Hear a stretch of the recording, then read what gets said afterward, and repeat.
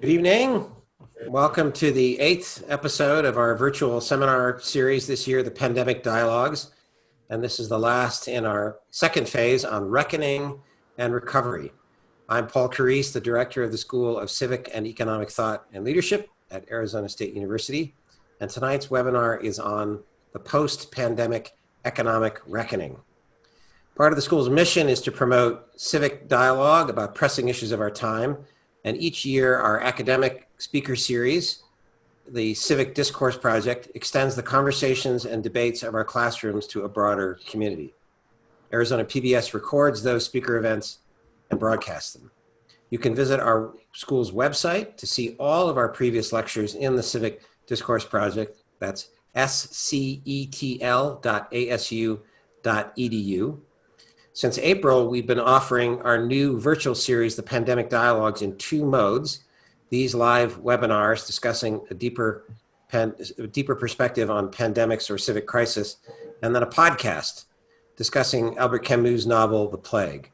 More information on these webinars and on the Camus podcast, and also information on our school generally, is at our website, scetl.asu.edu. So to conclude our discussions of reckoning with and recovery from the current pandemic, we are delighted to welcome a political scientist who specializes in political economy, Professor Michael Munger of Duke University. And joining me to pose questions is my faculty colleague from our School of Civic and Economic Thought and Leadership, Professor Peter McNamara. We'll have three parts to the webinar, as we usually do: an opening presentation from Professor Munger, then an interview by Peter and me, then in part three, a Q&A session from the virtual community that's joining us. So if you'd like to pose a question to Professor Munger, please do type your questions for our guest using the Q&A feature in Zoom. Our colleague, Dr. Luke Perez, will collect these questions behind the scene, and I'll be posing those to Professor Munger. You can also use the hashtag Pandemic Dialogues on Twitter to participate in our discussion. We're delighted to have as our guest this evening Dr. Michael Munger, Professor of Political Science at Duke University and Director of the PPE Certificate Program there, standing for Philosophy, Politics, Economics. Professor Munger's primary research focuses on the functioning of markets, regulation, and government institutions. Michael has taught at Dartmouth College, the University of Texas, and the University of North Carolina, and at the latter, he was director of the Master of Public Administration program. He also worked as a staff economist at the Federal Trade Commission during the Reagan administration. He's a past president of the Public Choice Society, which is an international academic society of political scientists and economists with members in 16 countries. He was North American editor of the journal Public Choice for 5 years, and he's now a co-editor of the Independent Review. Joining me to grill him with questions is Peter McNamara, a professor in our School of Civic and Economic Thought and Leadership here at Arizona State University. Peter's research and teaching focuses on American political thought, early modern political thought, and political economy. He's the author of Political Economy and Statesmanship, Smith, Hamilton, and the Foundation of the Commercial Republic. And he's the editor of The Noblest Minds, Fame, Honor, and the American Founding, and editor with Lewis Hunt of Liberalism, Conservatism, and Hayek's Idea of Spontaneous Order. Peter's written on a wide variety of other topics, including Hayek's moral theory, political opportunism, Jefferson's federalism, and the intellectual origins of business schools. He's also taught at Utah State University, Boston College, and Clemson University, where he was a Hayek visiting scholar. So, Professor Munger, thank you so much for joining us, and we now look forward to your remarks on the post-pandemic economic reckoning. Well, thanks very much. It's a pleasure to be here with you virtually. And the overview that I'm going to give in some ways is just going to lay out some topics. Some of them we'll take up, some we won't. So if there's something that I mention that you find to be a provocation, please do submit something about it in the Q&A function. One of the things that I think is interesting, I wanted to set the stage a little bit with some information about, and by information, I'm sort of using quote marks. These are all things that you might be able to find on the internet if you looked in a cursory way, which is pretty much what I did. So I was looking for different approaches. And there was a time in June when you might get the idea that the world's worst outbreak was in Arizona. It's quite interesting that the most new coronaviruses per million residents in the last 7 days, now this was a month ago, Arizona, Florida, South Carolina, Bahrain. So they were treating all these as independent entities. Also, I have a number of colleagues who, if you look at the graph on the right, talk about the United States as having the most deaths in the world, and this is a sure sign that our policies have not been sufficiently rigorous. We're too worried about our economy, and what we should be worried about is all of these deaths. It's criminal that we're not doing that. However, if you actually look at states as of July 13th per 100,000 people, it's some of the states that have been doing the lecturing, New Jersey and New York, that dwarf the number of deaths in Arizona. So the total deaths in New Jersey and New York, 175, 166 per 100,000 people. Arizona's only 31. There was an outbreak, it's true, but in terms of, if you look at even the fact that Arizona has a relatively small population, Arizona is not near the top in the United States. And then if you look at deaths per 100,000 people, I've actually had a number of colleagues tell me, you know, we should be more like France. France has a national healthcare system, and France shut down its economy much more than the United States. Well, really? France has 43.2 deaths per 100,000. The United States only has 32.5. Belgium, UK, Spain, Italy, France, Sweden, those are the ones that had more deaths. So I don't think we know much about this. And one of the things that I want to talk about today is humility. And one of the things that we know for certain is that policies that create uncertainty are harmful to the economy. And so unless we know more, if we had some evidence here that some of these policies worked, it might be more persuasive. But if you put these in terms of per capita, and this is of June 3rd, this has changed a little bit. But if you put this in terms of per capita, the United States doesn't stand out that much in terms of the number of deaths. Now, one of the things that has been alleged is unsurprisingly pretty much true, and that is that relatively poor people have had a harder time. That's always true in a recession. I'm a tenured professor. I taught my classes. I'm still going to be employed. Many white-collar people have not suffered. This graph is employment change. It's the number of people who have lost their jobs. The highest quintile, the fifth quintile, very few people have lost their jobs. Something close to 30% of the lowest quintile have lost their jobs, and some of them since April 25th, some of that has turned back up, but it is quite possible that we're going to see difficulties for a long time among people who are already matched to pretty precarious jobs. And then this was the New York Fed's weekly National Economic Index. It's an index of 11 different factors. And you could be skeptical about an index. These factors might not be the ones that you would pick. And of course, an index is calculated in a way where the numbers themselves, the units, are not very persuasive. But by contrast, what we see here is this index was down by the middle of April by 12. It only fell at the worst of the Great Recession in 2008. It only fell about 7. So this was sharper. This fall occurred between about March 10th and April 15th. So a very dramatic decline in economics. And the question is why? Again, I've had a number of colleagues tell me that they're concerned that capitalism was not up to this crisis. Well, of course, what happened to capitalism was that by government order, all businesses were shut down.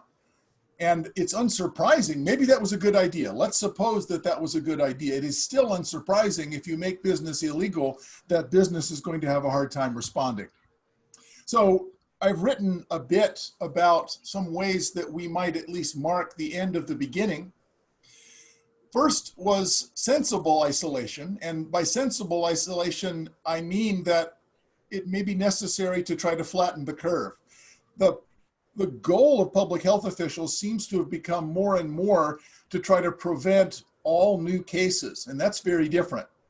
So there likely are going to continue to be waves of contagion for months, but none of them were going to look like New York has looked over the past month. Sweden, of course, barely shut down at all. Denmark reopened pretty substantially. So some kind of sensible isolation probably needs to replace mandatory lockdown. And the advantage would be that we could do this at the more local level. Even states are probably too large a level. So counties or cities are more likely to be, or even neighborhoods within cities are more likely to be a better focus for this. Second, we need and will continue to need tests for active virus. There's a fascinating Planet Money podcast on National Public Radio, of all places, on March 18th, that goes through, it compares South Korea and the United States. Both South Korea and the United States had their first case on January 20th. South Korea immediately contracted with private labs, and the United States used only public labs for 6 weeks. And the result was, in the United States, quite a bit of early testing that could have found and isolated hotspots, we were denied. And so on the podcast, the commentator actually says, why is it that in the home of capitalism, capital was not involved for 6 weeks, whereas South Korea immediately enlisted the aid of the private sector? And South Korea's had very few, by comparison, very few number of cases. And a big part of that was they immediately used the private sector to deploy tests. Third, acute care. And we seem to have managed this about as badly as you could imagine. We had hospitals defer all elective surgeries, so many rural hospitals came very close to going bankrupt. And now we're in a situation where many hospitals, and in Arizona this is true, in many hospitals we're up near 75, 78% of capacity. Obviously the problem comes as you start getting near 100%. So we're still doing okay for acute care, but we spent a lot of slack that was dearly purchased with lost income and devastated businesses, and we didn't have many cases for the empty hospitals. Fourth, testing for antibodies and immunity. There's a big question about whether people who have had the disease, even if they didn't have symptoms, are actually immune. If that's true, even if you're just partially immune, having a good test that's universally available for the presence of antibodies would make an enormous difference about deciding who can go back to work. And you can say that's too expensive. It's even more expensive to insist that everything be closed, that no one is able to work and that no one is able to go to stores or gyms or bars. If there's a substantial difference in the probability based on whether you've had this, we could open our economy again on a more selective way if we had better testing for antibodies. So it's odd to think that that's too expensive. What's too expensive is to take a hatchet approach and just close down everything. Fifth, an effective, widely available vaccine. And I put this last because it's going to be fall of 2021. Plausibly, it's going to be fall of 2021 before we have widespread vaccine. So waiting for that, pretending that we can wait for that, is actually a non-starter. So I want to say that we might think of this as an opportunity, and my good friend Peter McNamara, who is somewhat more pessimistic on this and all things than I am, may have some questions about whether this is actually an opportunity. But Mansur Olson wrote a famous book in 1982 saying that sometimes a war that destroys all of the bad institutions can be advantageous. So the policy recommendation is don't have a war.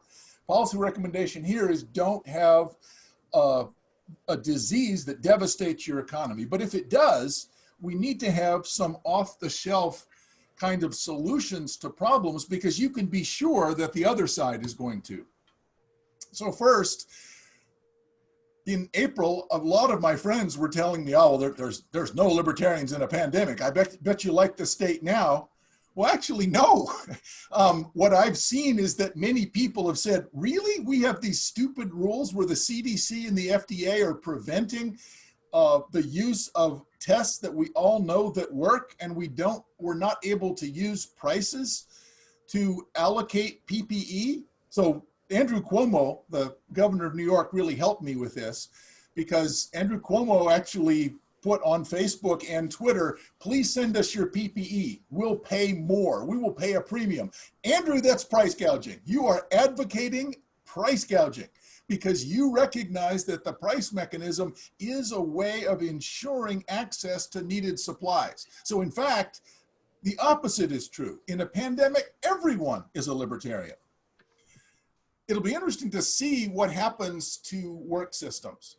Probably a lot of remote work is going to stay even after the immediate cause for all of us staying home and working remotely have changed. And it'll be interesting to see how the structure of payment and the costs of having these enormous inefficient buildings downtown instead of using them for housing or something else, and mass transit systems. So there's a bunch of opportunities for smart companies to rethink the way that they pay workers. Because one way you can pay workers is to give that worker more flexibility. A lot of people would accept a lower salary not to have to commute and to be able to work from home. That's related to the problem of childcare. And one of the things that we're going to see in the fall, if schools do not reopen, is that there's going to be an enormous difference between people who do not have childcare obligations and those that do. And the question is, how are we going to manage that? We've sort of foisted that off on schools for a long time. The question is, what's going to happen? Supply chain practices. There's going to be a big fight for a year or more, with the claim being that what the United States should do is produce everything we can in the United States. We should ignore the benefits of division of labor, and we should try to produce as much as possible in the United States so that we will not be held up again.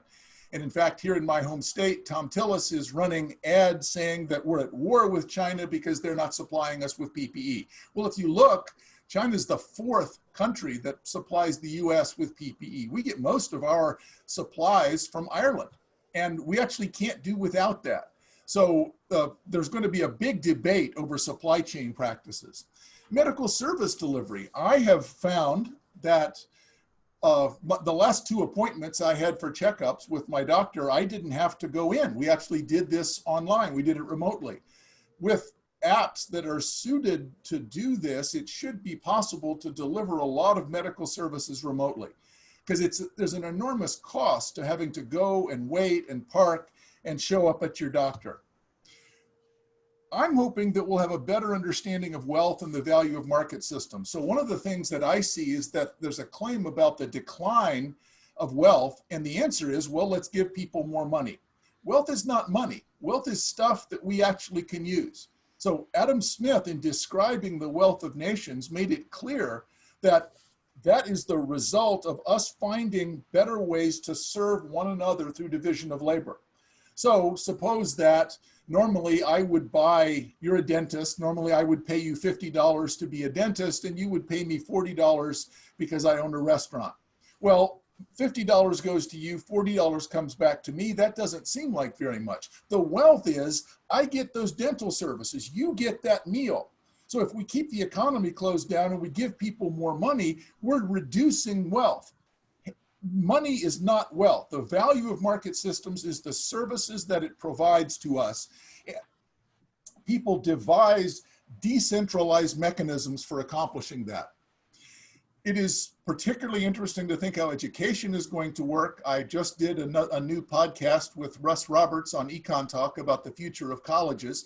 I'm not going to say any more about that. You have to wait for the podcast, although I will try to answer questions. But I think there's going to be some dramatic changes in the way colleges work.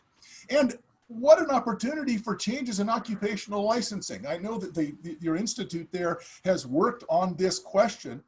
There's a lot of questions about reciprocity between states. And again, we're back to there are no libertarians in a pandemic. Actually, North Carolina is asking, why don't we have reciprocity with all states in all things? Because if someone wants to move to North Carolina and they're trained and they can provide this service, we should make it easier, not harder. There's my email address, there's my website, and I'm happy to consider the questions that I'm going to get from the interrogators. Thanks for listening. Thank you very much, Michael. So for all 8 of these webinars, I always lost the coin toss, and my co-questioner gets to go first. So Peter McNamara, the floor is yours. Thanks, Paul. Hi, Mike. Good to see you. You used the image or the analogy of losing a war to describe the circumstance that we're in. Let me propose a different analogy, and it was made by Ben Bernanke, the former Fed chairman. And he described our current economic situation as not a typical recession, no housing bubble, anything like that, but more akin to a natural disaster. And what was needed was to really aggressively use the levers of fiscal and monetary policy to get the American economy through this without incurring lasting damage. So what's Ben Bernanke got wrong here? Is it his big picture analogy to a natural disaster? Is it his specific policies? I'm sort of inferring that you have some reservations about them. I certainly thinking of it purely as a natural disaster, given that the position of the United States, the number of deaths, and the damage that we've done to our economy, in many cases in states where there were almost no cases. And some of those states basically wiped out their medical systems. It really is ironic to think that you wipe out remote hospitals, they go bankrupt because they're empty, because you said you are not allowed to provide these services. If you want to close restaurants, maybe there's a public health rationale. I'm agnostic about that. There's not a public health rationale for closing hospitals, for heaven's sakes. That's a very difficult case to make. So let me try a third analogy rather than war, because the war analogy was Mansur-Olson's. Bernanke wants to say, oh, there's nothing we could do, and now, of course, the government has to step in. This may be a little bit tendentious, but heck, it's late afternoon. We might as well have some fun. I would say more that someone who was the head of the fire department goes around setting fires and then says, you know, we need more spending for fire trucks because there's really a lot of fires in this town. Have you noticed? So the government has reacted by delaying the implementation of tests. Andrew Cuomo in particular has been egregious about this. He said, oh, you can just wait for the next subway train. And then after things were really bad, completely closed down all of the economy of the city in a way that wasn't necessary. And now says what we need to do is only the state can solve these problems. Well, Sweden is an illustration of the fact. You can say perhaps there were too many deaths in Sweden, but Sweden seems to have threaded the needle. Sweden was trying for herd immunity. They're probably not going to get that. There weren't that many cases. But I worry that what we have done is we had an unnatural disaster, which was created by government policy. And now the government is not implausibly saying the government has to do something to fix that. Yes, because the problem was largely caused by the state in the first place. So just like the bailout in 2008 and 2009, Federal Reserve policies had a big role in causing the financial crisis. And then, of course, it really was necessary for the state to intervene. So I worry that Bernanke has bought into the inevitability story. Now, the problem is that I do believe that I am not qualified to make judgments about public health. I do think that if the CDC and the FDA, and that's why that Planet Money podcast is so great, I really recommend it. If we had had testing early on, we would not have to close down entire states the way that we did. We could have been much more selective, and that alone would have reduced the economic harm by maybe as much as 50%. And the problem is a business, once it's closed, it's hard to get it started back up again.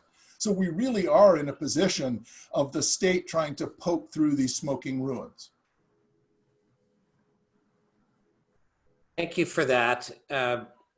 I wanted to ask about the premise of many of your remarks thus far, including that answer to Peter's question, that there's a difference of perspective between how economists have viewed this COVID pandemic and how most public health experts view it, especially epidemiologists. So sort of a two-part question for you. What are the key differences between, in general, how most economists or many economists have viewed this and epidemiologists, public health experts? And then maybe the larger question, have the governments, federal government and state government, have they struck the right balance between these different kinds of expert opinion and which one they're following more than the other? Let me answer the second part first. I think that the state has actually got exactly the wrong balance. They ignored the public health considerations at first by not having any sort of testing that they ran out right away. So South Korea and the United States had their first case on January 20th. South Korea by February 1st had widespread private lab testing. The United States didn't have that until March 5th.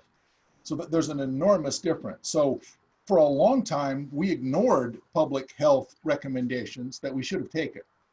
And then we said, oh my gosh, we better listen, and closed down the economy by overreacting. So then we were ignoring what economists were saying, because before that, economists were saying, oh wow, this is really screwed up. I don't know what to do.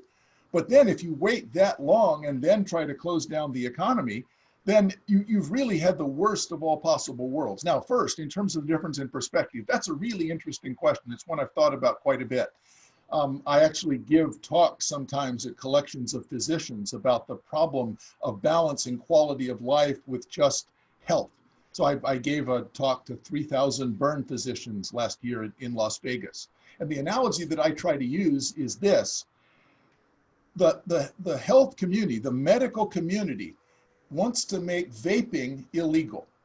And vaping, as you know, is the chemical delivery of some of the things that you get from a cigarette. So they tend to want to wipe that out. The Food and Drug Administration went on a campaign where the vaping, some of which, if you used illegal cartridges, contained dangerous stuff. But they used it to try to say it was true of all vaping. Well, vaping is much safer than smoking. But physicians are not allowed to make trade-offs. Their sense, their ideology is they're not allowed to make trade-offs. You shouldn't use cigarettes and you shouldn't use vaping. Saying that if we allow vaping, fewer people will use cigarettes, and that's a trade-off that public policy should accept. They reject that. They categorically reject that because it's a moral imperative. Saving lives is a moral imperative, whereas economists see trade-offs. Now, I'm willing to admit that perhaps economists are a little bit too facile and utilitarian about considering trade-offs. But the caricature of the two positions is economists think in terms of trade-offs, whereas physicians think in terms of moral imperatives about public health. And it means that it doesn't matter how much it accomplishes as long as it saves even just a few lives. So economists are people, and I know this for a fact, who often sit alone at public parties because economists are people who believe that the optimal death rate from coronavirus is not zero. The optimal death rate, in a moral sense, is not zero. And the reason is that the opportunity cost of the resources that would be required are so damaging. The children without food, schools without resources, if we say we have to, even a single life is too much to lose, that's immoral because the opportunity costs of doing that are too high. And economists and physicians just disagree. We're starting to get some data about health costs and even deaths attributable to shutting down the economy, delaying all quote unquote elective healthcare. You mentioned rural hospitals especially. We are starting to get some of that data, but it's going to lag the data we have on positive tests for COVID, deaths attributed to COVID, et cetera. So there'll be catching up to do. Okay, Peter, your question. Sure. Mike, let me reveal some of my pessimism here, or my pessimistic streak. You pointed to some ways in which this is an opportunity to build new, more competitive structures. You know, I think we can all sort of see that a little bit. We all wish we had bought shares in Zoom, for example, a while ago. But isn't there a chance, though, that what comes out of this is a strengthening of big government, you know, lockdowns and that kind of mentality? But what I'd be more interested in is big business. And if one sector has prospered during this pandemic, it's been high tech. Just look at the NASDAQ. Now, is that concentration of political power, but let's focus on economic power. Is that something to worry about? Yes, the short answer is yes. I should note for the audience that I've known Peter for a long time, and very rarely have I seen anything that doesn't vindicate his consistent pessimism. And in this case, he's quite right. There is a difficulty here. One of the things, this started some time ago, and there's a number of things that are working together. So my next book that it's being published by the Institute for Economic Affairs in London, England, is about platforms. And one of the things that platforms do is provide a reduction in transactions cost. The benefit is that many people who are on that platform can find other like-minded people and engage in peer-to-peer transactions. The disadvantage, suppose it's Airbnb. The disadvantage to the economy is, suppose that you, Peter, had a really great idea for a new app. I know you're constantly writing apps and programming. So you have an idea for a new app about home sharing. You have no hope of entering that market because Airbnb has a giant inventory already of sellers and buyers of rental space services. There's no way of overcoming that. Facebook, the network economies that Facebook has, we all want to have the same platform to be able to look at cat pictures or to be able to rant about stuff we hate and have other people say, yeah, I hate that too. You're absolutely right. So Elizabeth Warren wants to break up these big new platforms. She misunderstands the antitrust problem. As Paul mentioned, my first job was at the Federal Trade Commission. I worked on antitrust policy in the Reagan administration. Antitrust policy has the premise that monopolies are going to raise their prices, and that's a harm to consumers. Well, the problem is not that the price of Airbnb or the price of Facebook is too high. The problem is the power of these companies is too great. This is a novel problem. And I think it's the most important thing that we actually should be worried about is how to deal with this price of bigness. Because antitrust policy is just not well suited to do that. This is not economic power. This is social and political power. And so I don't know what the solution is. And I think you're absolutely right to be pessimistic because we don't seem to be worrying much about it. Let me say one other thing though, and that is that this crisis is going to produce a set of opportunities. And many people who want to concentrate power recognize that this is a really good chance for them to exercise that ideology. They have a justification for doing it. So because I disagree with that approach, would like to try to propose alternatives. So I think something's going to happen. It may be bad. We have an obligation to try to mobilize forces for at least giving the warning about the price of bigness. And it may cause what looks like a strange set of coalitions, because it means that I'm going to recommend it actually is a problem. These large corporations actually are a problem. They're more like the British East India Company than they are Ford Motor Company. So these are quasi-states, and they can have private armies, at least online. And so that's not really an antitrust problem. So as usual, darn it, I have to credit your pessimism. Thank you, Michael. You're muted, Paul.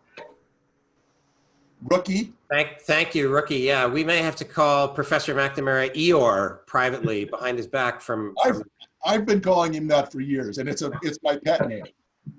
So now before we turn to a very interesting lineup of questions we have in our queue from our webinar audience, we're going to have a special guest questioner, Ross Emmett, professor of political economy in our school.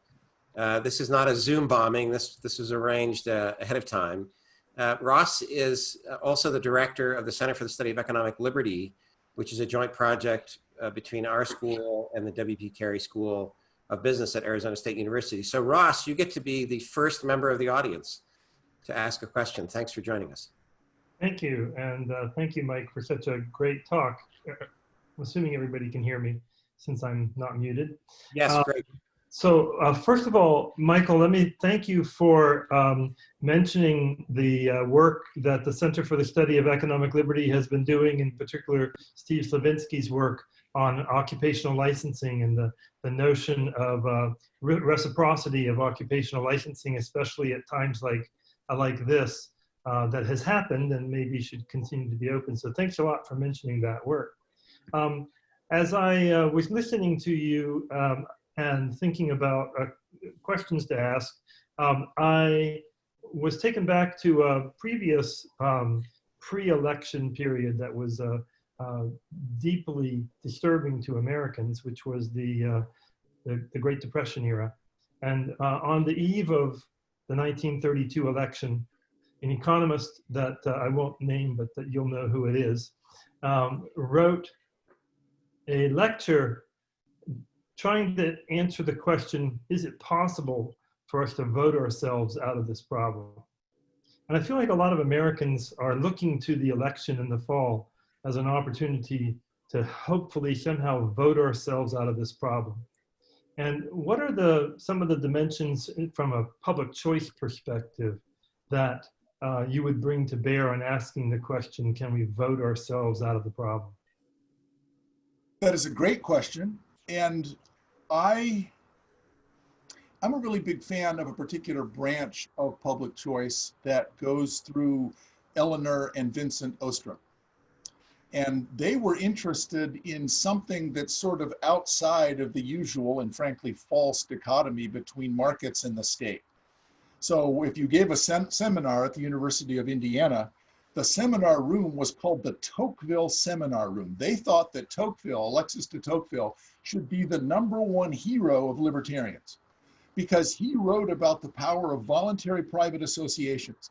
He was worried that democracy, and what he meant was voting, enfeebles our moral impulse to try to help each other.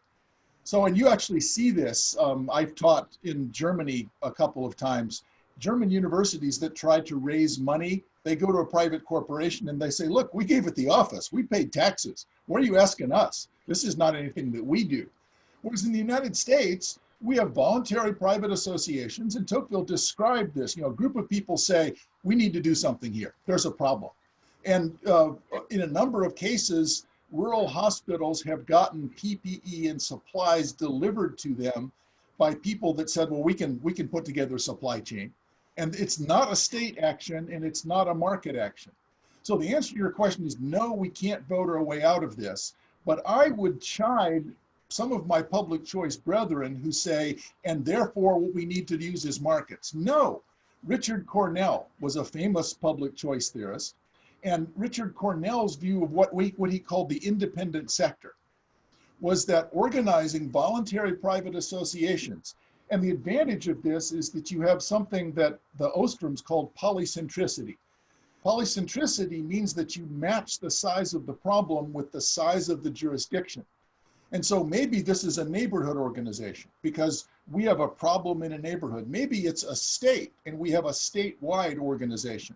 But voluntary private organizations are a way of getting ourselves out of this and removing the impediments to do that. Because again, in a pandemic, everyone's a libertarian.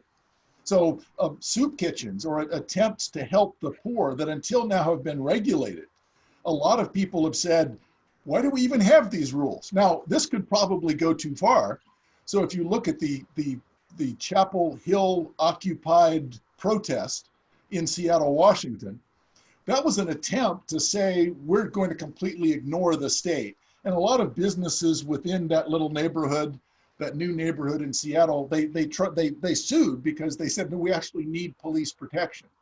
But I actually have quite a bit of hope that we're going to see attempts at innovation, some of which will go wrong. But the advantage is, the disadvantage is, if we try to vote our way out of this, we're going to have some centralized top-down solution, and then we're going to blame the problem for being too hard.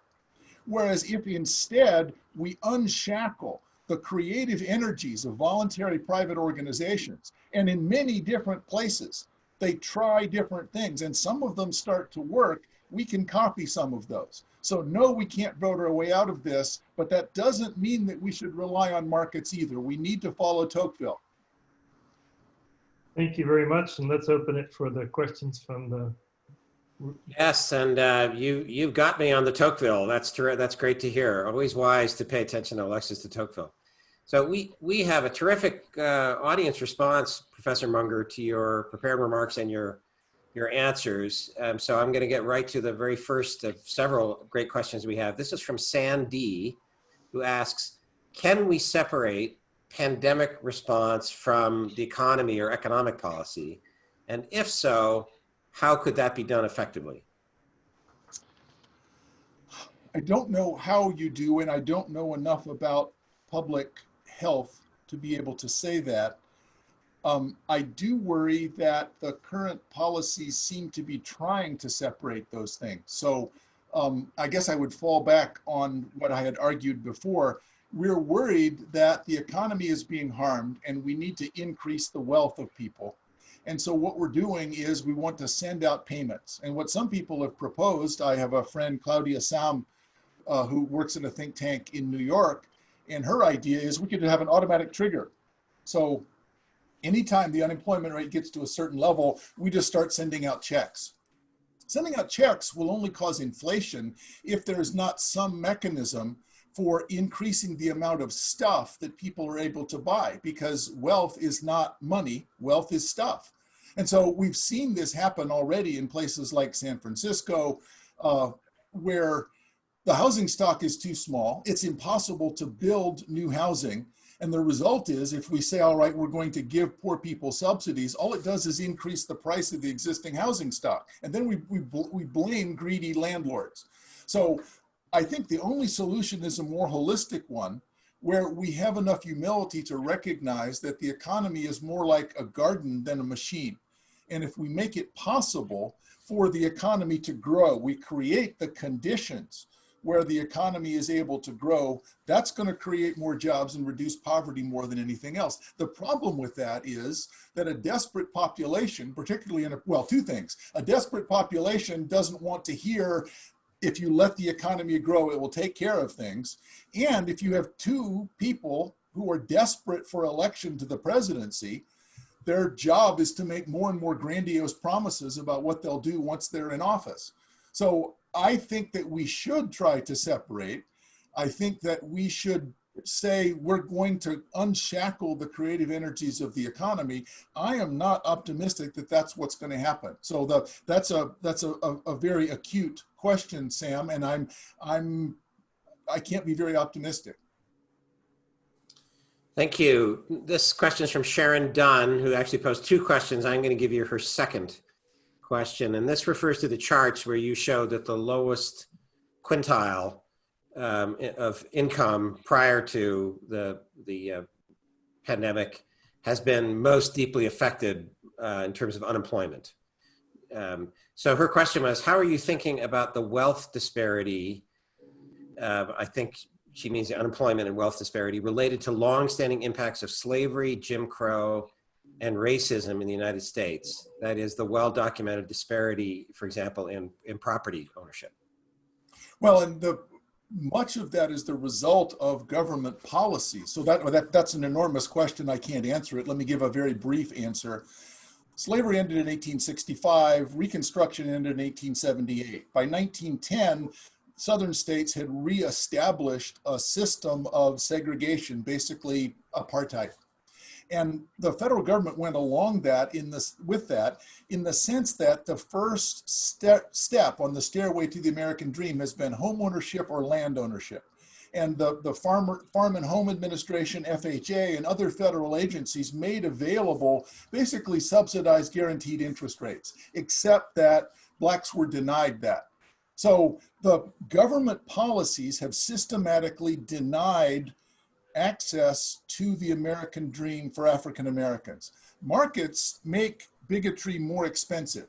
So if I look at what was the reason why the color line was broken in baseball, was it because Branch Rickey really cared about getting rid of racism? No, Branch Rickey recognized that if he could hire African-American players, he could get much better players at lower prices. So greed drives away racism. And the problem is that many people are not greedy enough. So what we have done is we have had a state system that imposes rules of racism, trying to establish and maintain this racial hierarchy. Markets have done what they can to start to solve that problem, but in the absence of at least some sort of fairness about access to being able to accumulate wealth, there's only so much that markets can do. So I am worried that this is not a legacy of slavery. It's not a legacy of the 19th century. This is a legacy of the 1960s and 1970s, our lifetimes in my case, where government policy has systematically denied African Americans an equal chance to ownership of assets. So I think that's a problem that we ought to acknowledge. The state has screwed this up again. And the state might want to acknowledge that there's some measures that are necessary to try to fix it. Okay, a question from one of our students, Cameron Vega. Based on your description of the policy reaction to the pandemic, COVID-19, the federal government in particular has rejected free market principles and also, you know, a role for private enterprise. Why did that happen at the federal level when the executive, the presidency, and the Senate are controlled by Republicans? I think it's a mistake to think that the principles of free market and free enterprise really pervade Donald Trump's thinking. So the Republicans are not necessarily, particularly at the federal level, pro-market. But in addition, the problems have been with the CDC and the FDA. And to be fair, they're carrying out a mandate from Congress that says they're supposed to be concerned with public health at all other things aside. So the usual example we have from the FDA is thalidomide.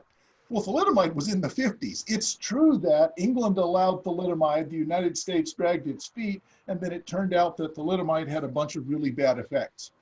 So what we've done is reify a very slow, inefficient, costly system and the justification we give for it is prudence. Well, it was unable to change very quickly. And so in response to an emergency, they were following the same old policies. That's what bureaucrats do. To be fair, that's what bureaucrats do. They follow the rules. And you can't act surprised when they were unable to change the rules very quickly. Private enterprise, for all of its problems, can mobilize and change things very quickly. And so we have made a mistake that is the result of this accretion over time of telling a story about the heroic bureaucrats that save us from bad drugs. Because it's very difficult for us to see those instances where people die or are harmed by not having access to good drugs faster. Thank you. This is a question from John, and actually it's more a comment, asking you to comment. So here's the statement. Detroit started summer school today with all students, teachers, and staff being there on a voluntary basis. Yet a group of protesters stopped all buses from transporting students because they felt there should not be choice allowed to parents. Could you please comment? When the disagreements are this fundamental, and when people's sense of rule of law and being heard are this much out of focus with the usual process, fear is going to lead us to try to impose our will on others. So in April, I said that I was worried that major US cities were going to have large-scale riots before July. Because now I didn't know, of course, about what was going to happen in Minneapolis, but it seemed to me that the level of economic insecurity, the sense of precariousness, and the fear that we have no control over our lives is going to cause a number of American cities to be on fire before the end of the summer. And so that sort of wildcat strike of saying we're going to exercise control because we don't trust our leaders is going to happen again. So that's only the beginning. As fall comes up, a number of people are going to try to prevent schools from operating. And I worry that there's going to be violence involving children. So my reaction to this is it is inevitable.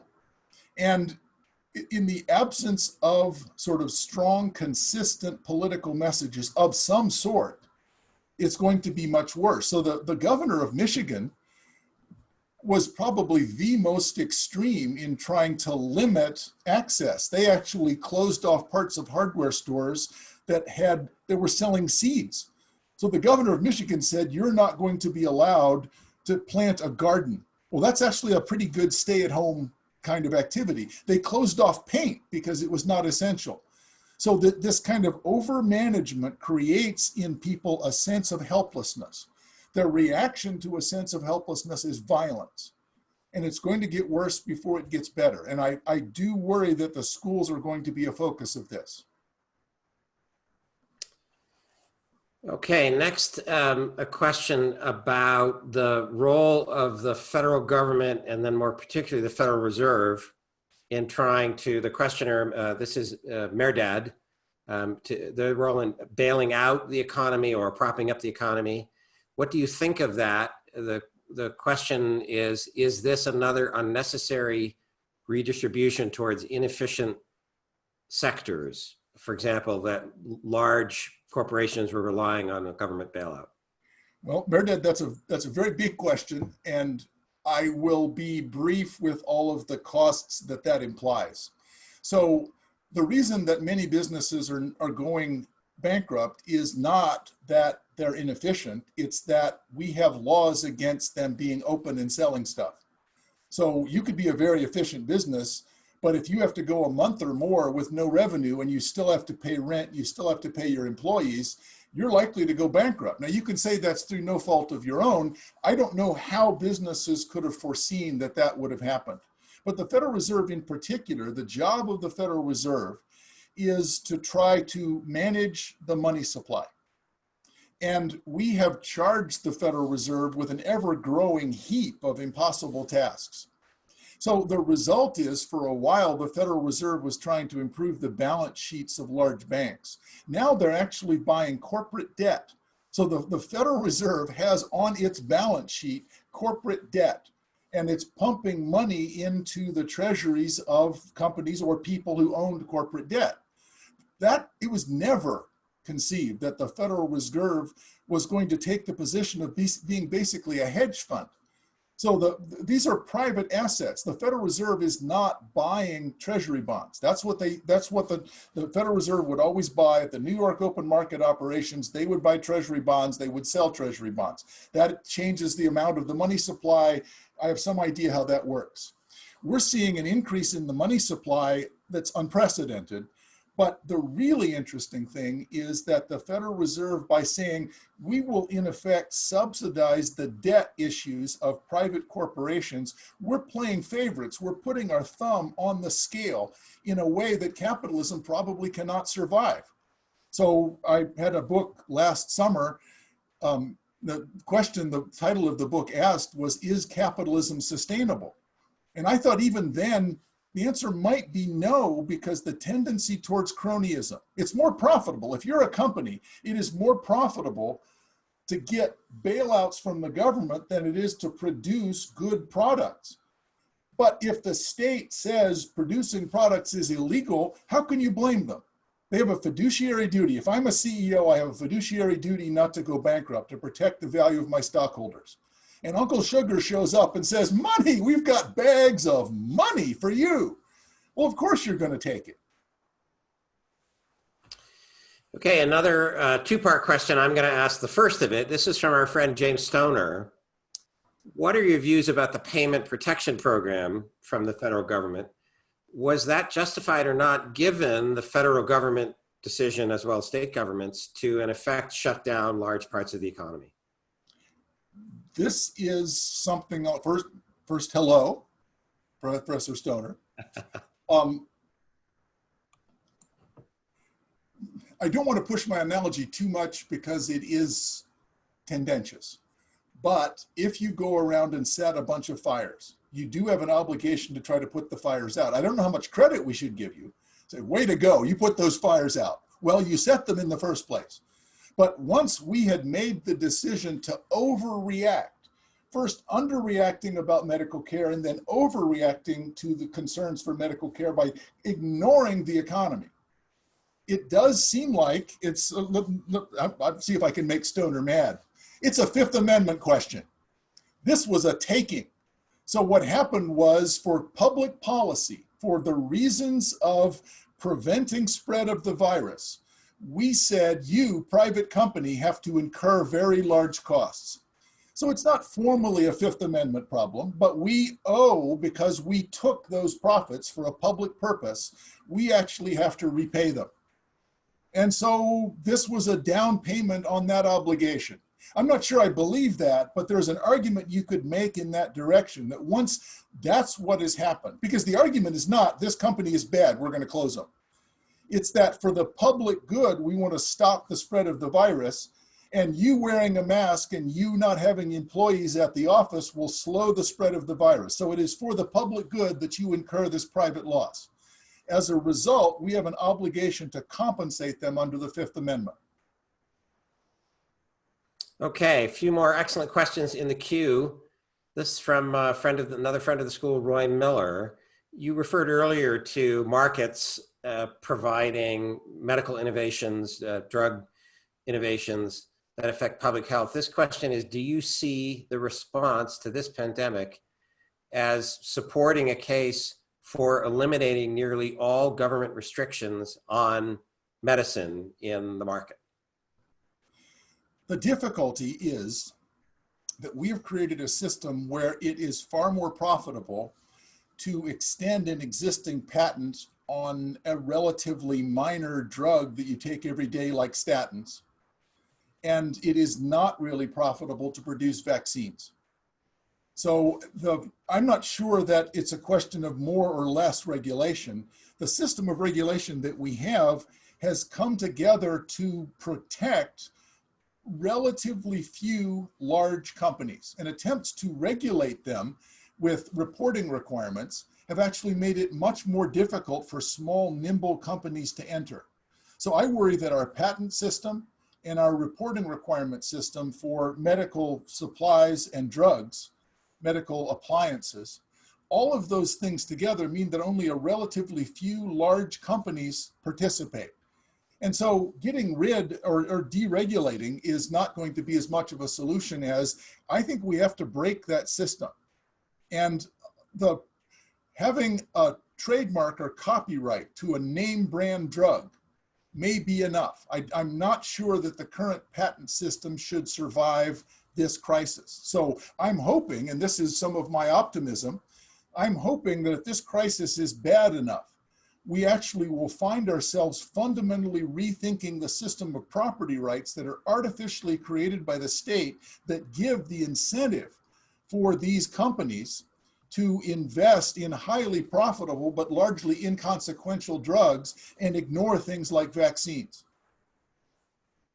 All right, I think we have time for one more question, and we'll leave one in the queue that way. And as you can see already, our webinar viewers asked big, tough questions. So here's a biggie.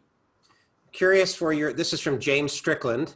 Curious for your thoughts on how the epidemic has affected or what it showed about federalism.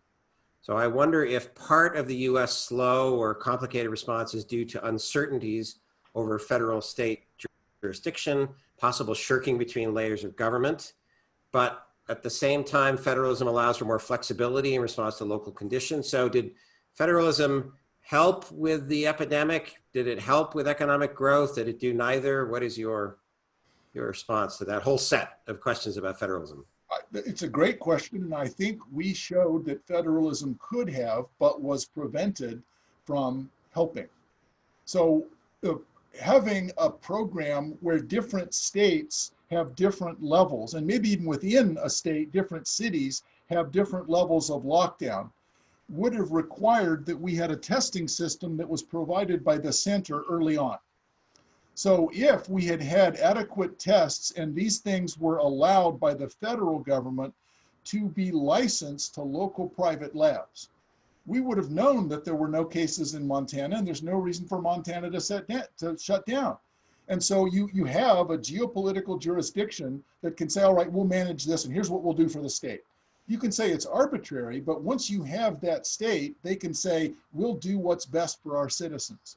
And unsurprisingly, if you have a system where you're trying to optimize by choosing a single standard for a nation of 330 million, there's going to be some that are not enough and some that are way too much.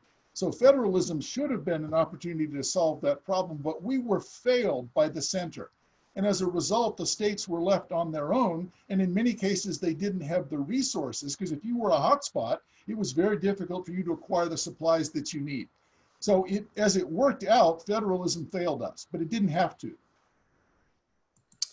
Well, thank you so much for this discussion. I have a few closing remarks before I say a final word of thanks.